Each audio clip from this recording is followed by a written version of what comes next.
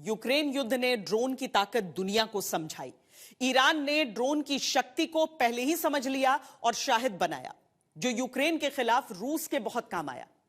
अब कहा जा रहा है कि रूस में बन रहे ड्रोन ईरान यूएई से इजराइल तक दाग रहा है।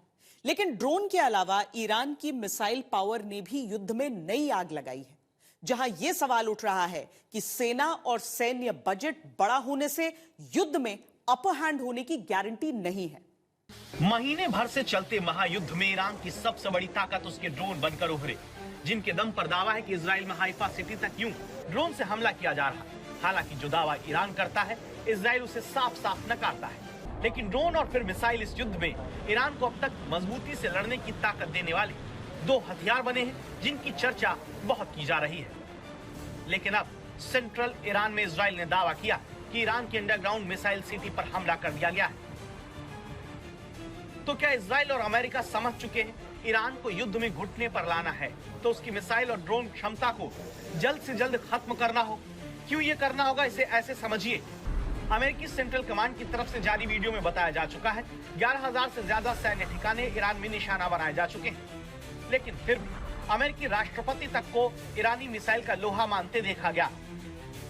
And I think we've been proven right. You know, they took one missile, went 2,500 miles. They supposedly didn't have a missile like that. They had no missile with that capability.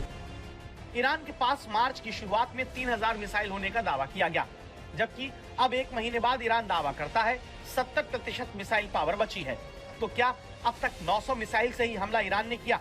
और दूसरी अहम बात यह कि अमेरिकी विदेश मंत्री मार्को रूबियो ये दावा पहले कर चुके हैं कि ईरान एक महीने में 100 बैलिस्टिक मिसाइल बना भी सकता है। क्या इसीलिए अब अमेरिका ने युद्ध में F-22 रैप्टर लड़ाकू विमान को उतार दिया? यह अमेरिका का 5वीं पीढ़ी का स्टेल्थ फाइटर जेट है।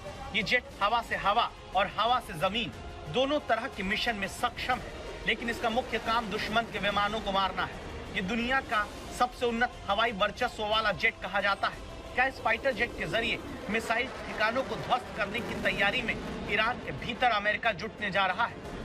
क्योंकि अमेरिका B-52 बॉम्बर्स की तैनाती भी बढ़ाने लगा है। 2 और B-52 बॉम्बर इंग्लैंड पहुंचे हैं। रॉयल एयरफोर्स फेयरफोर्ट पर इनकी संख्या बढ़कर 23 हो गई है।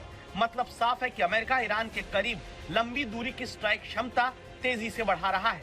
हवाई क्षमता बढ़ाने की वजह यह भी हो सकती है कि जो अमेरिकी ग्राउंड ऑपरेशन की तैयारी का दावा होता है, उसके सैनिक हर हाल में ऐसे किसी भी ऑपरेशन में सुरक्षित रहें, जिन्हें ऑपरेशन शुरू करने से पहले ही ईरान फारस की खाड़ी में खत्म करने की धमकी देने लगा है।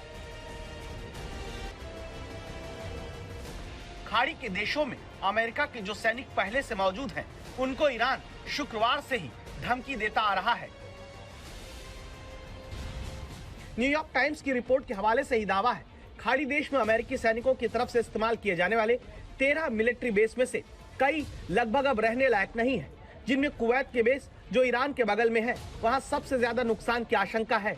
पोर्ट शुआइबा पर एक हमले में 6 यूएस सर्विस मेंबर मारे गए, जिनमें एक आर्मी टैक्टिकल ऑपरेशन सेंटर को तबाह कर दिया गया।